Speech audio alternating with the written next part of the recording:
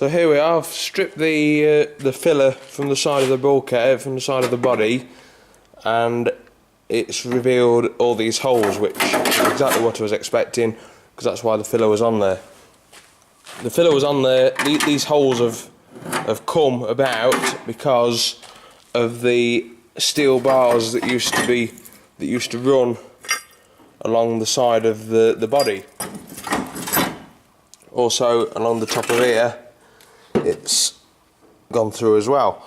So I've made this, I've fabricated a repair panel from another Land Rover body, which is just going to sit on the top of there and it'll do the job.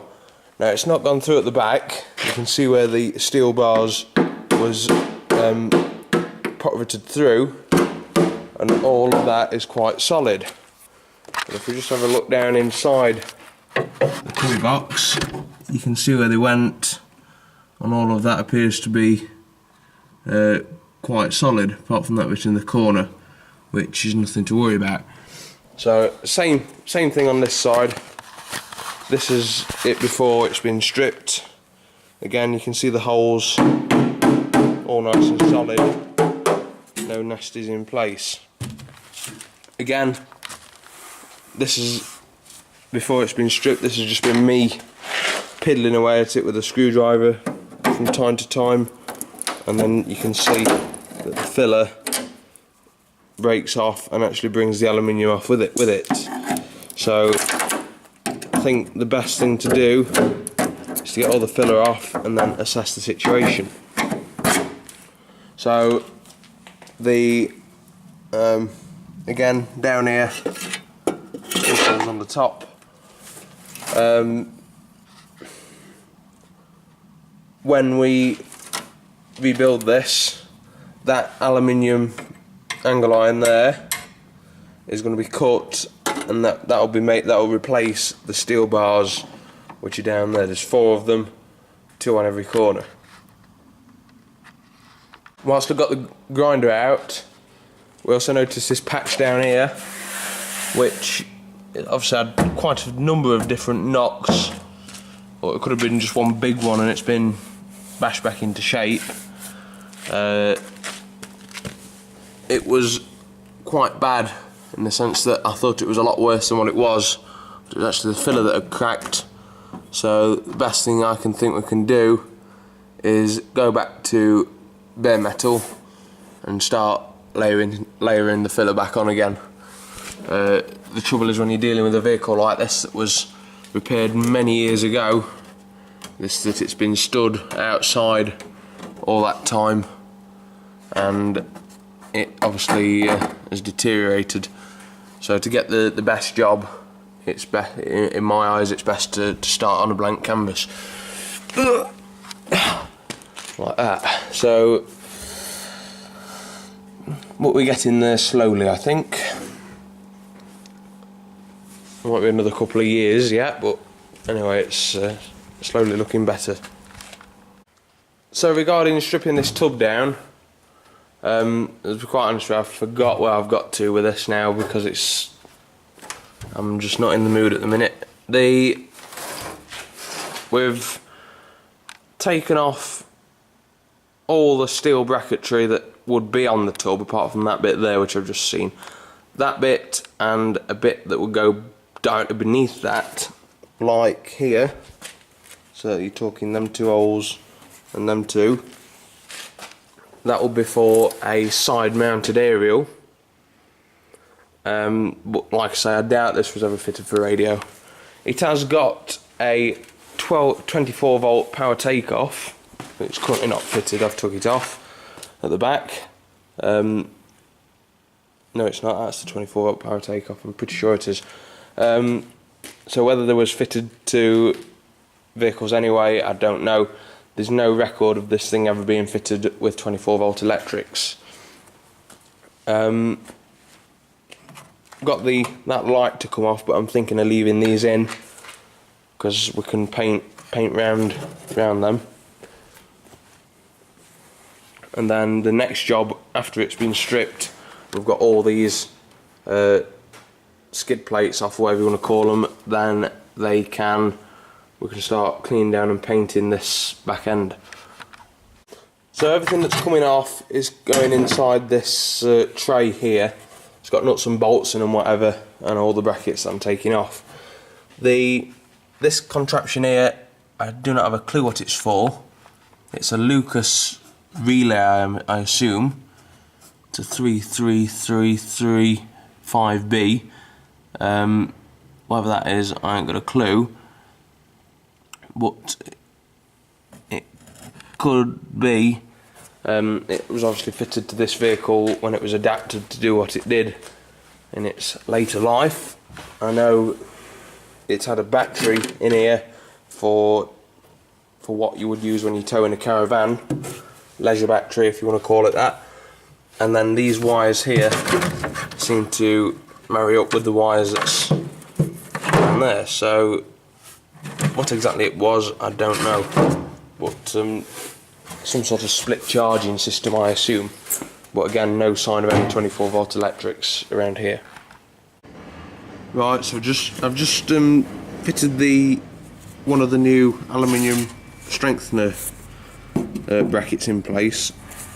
Basically just pop riveted in, and then that will do the same job as what the original steel one did. From the top, again, it's just a piece of aluminium that's pop riveted in. Will hopefully hold that solid all the way along there. The next job will be to get one of these brackets here, or two of these brackets here, and drill and bolt them through so they sit on there like that. On the back, I've put one of the rear ones in. I don't know if we're going to be able to see this. Can we get night vision on here? No, I don't think so. Anyway, no. If we look under there, which we can't see, you can just make out the new aluminium bracket in there. Again, property from the top, two holes to be drilled either end for them brackets, and then again property from the side. Like that. And this is just a recap as to what the original side looked like. This one's not as bad, but still it's quite badly corroded. All of this will be filled, and then again there's a new bit been put in on the top. So I've put a layer of filler on here now. In fact, it's a couple of layers, and it's now ready for sanding back.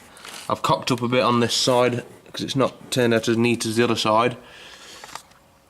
This is the other side. I'd say it's about done now. It's not exactly Rolls-Royce standard, but it is fairly smooth, and considering what we had there originally, it'll do the trick. Down here, all this was originally filled with filler. Again, it's not smooth, it's not Rolls-Royce standard. For what this is, I think it's more than adequate. All of the reinforcing bars are now in place. This one you can see under here, like that, and then there should be one under here as well, underneath there. So that's the four, and you can just see the one on the other side as well. So that's them four in place. Just need a couple of holes to be drilled to mount them lugs that go on the top, which will pick up these holes there, and then that's them done. Along the back, I've ground off all the paint. I'm only grinding off where the paint's flaky. I'm not doing it all. Again, it'll be more than adequate for what this is. And then this side wasn't as bad. It's obviously not been through the wars like the other one, and it'll do the trick once it's been sprayed. Hopefully we'll get it sprayed tomorrow.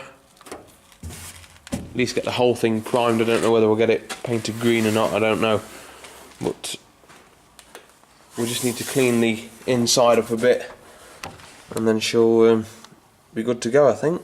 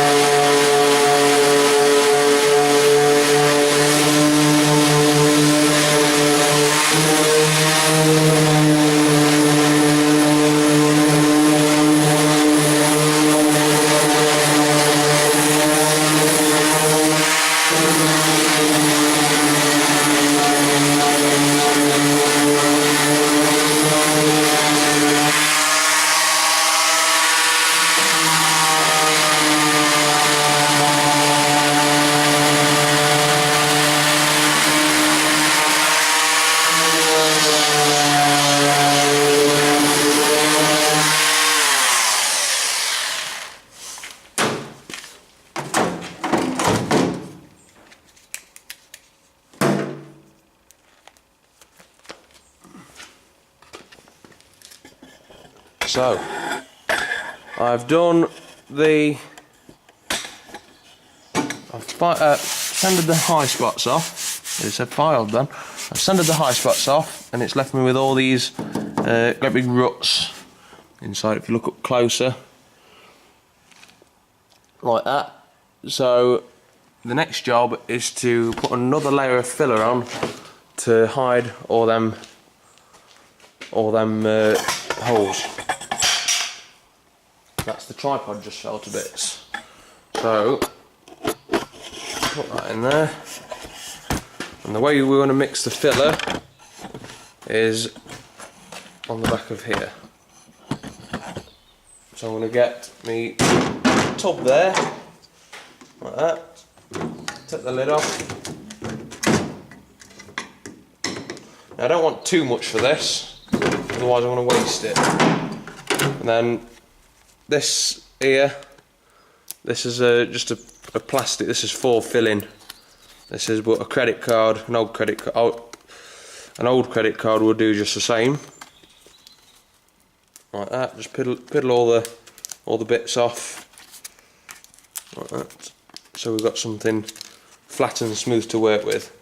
When all the loose bits are off, we can then dip it in there. Again, we don't want too much for this bit, and then using an old piece of plate like that, we want to put it on a clean bit that's not been used already, where there's no hard stuff on there. And you want you fit your hardener even, and then the more of that you put in, the quicker it goes hard. So I don't want too much, but obviously not enough, it will not go hard at all.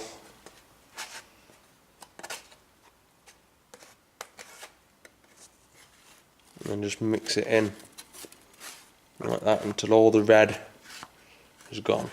That was probably a bit too much hardener.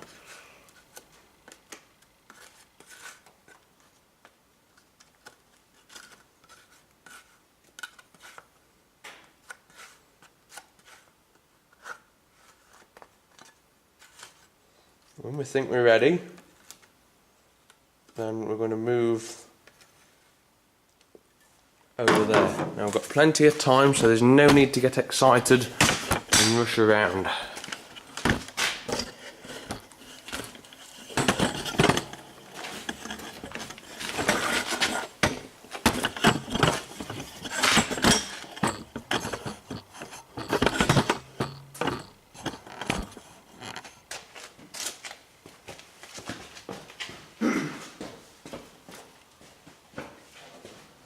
One quick thing I want to do is just give it a wipe down, just to get rid of any dust that might be in there.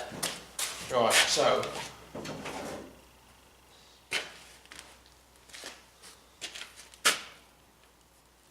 I'm just going to scrape it along the surface like that, so it finds all the low spots. Don't drop it on the floor.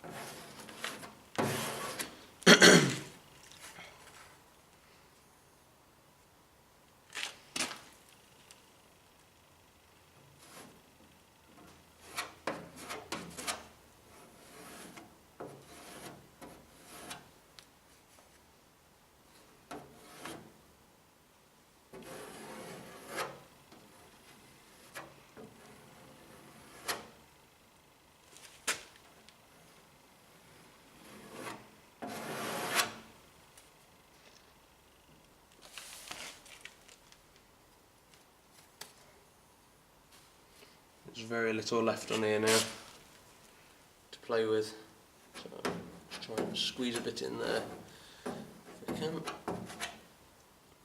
Trouble is now it's going hard, so we've got very little time left. And it's when it goes hard you end up with a mess. like what we had before.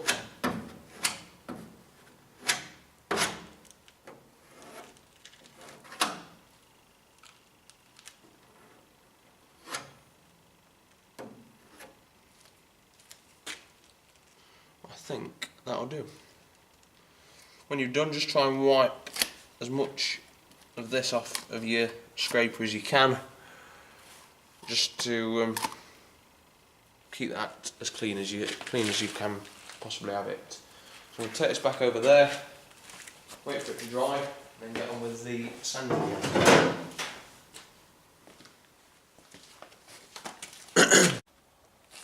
And this is the finished job here. That's all sanded back. It's smooth enough for me. Don't worry about that. And then that's it. We're done. I was just about to start spraying, and I was just about to plug the compressor in on the power, and we've lost one light and all the power. So I'm not spraying today. So I'm gonna have to sort it out tomorrow. We've got a guy coming tomorrow to sort the power out anyway. But how is it that whenever I go anywhere near a can of paint, something always goes wrong? I'd even mix the paint ready in the gun. And now look what's happened. Got the door ready, the rear body all messed up, and that's it. Here's the paint in the gun. What a cock up.